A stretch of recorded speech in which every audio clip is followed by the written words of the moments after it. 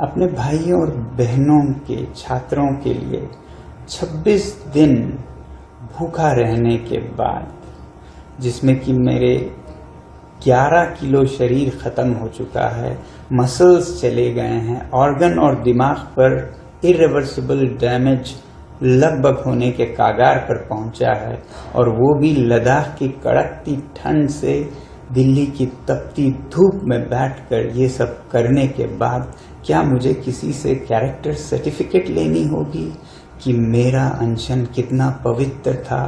मैंने तोड़ा तो किसके हाथों तोड़ा, उसके हाथों क्यों तोड़ा, इसके हाथों क्यों नहीं तोड़ा, क्या डील हुआ, क्या सौदा हुआ, ये सब मुझे जवाब देना होगा।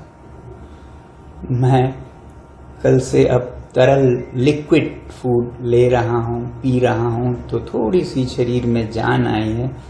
बदकिस्मती से वो जान मुझे इसमें देनी पड़ रही है, दुख के साथ कह रहा हूँ। मगर सुबह से मुझे बहुत से लोग फ़ोन करके या पोस्ट दिखाकर कह रहे हैं कि आप पर बहुत सवाल उठाए जा रहे हैं, आपने इनसे क्यों अनशन तोड़वाया, केंद्रीय मंत्रियों से क्यों नहीं तोड़वाया, किसी और से क्यों नहीं तोड़वाया, क्या डील हुआ है, सौदा हुआ है।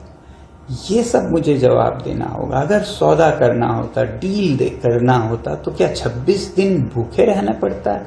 कितनों ने डील किए हैं, आपने देखा होगा। क्या वो इस तरह से डील करते हैं? क्या मैं आलीशान एयर कंडीशन कमरे में बैठ के डील सौदा नहीं कर सकता था? मुझे यहाँ दिल्ली की गर्मी में बाहर रोड साइड पर बैठकर डील करना पड़ता।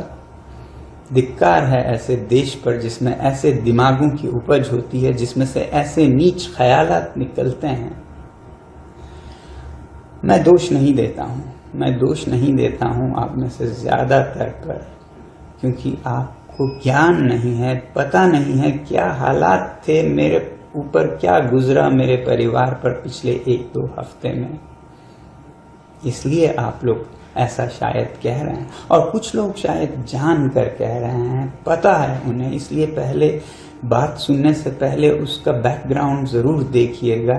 क्या उन्हें कोई खुंदक है?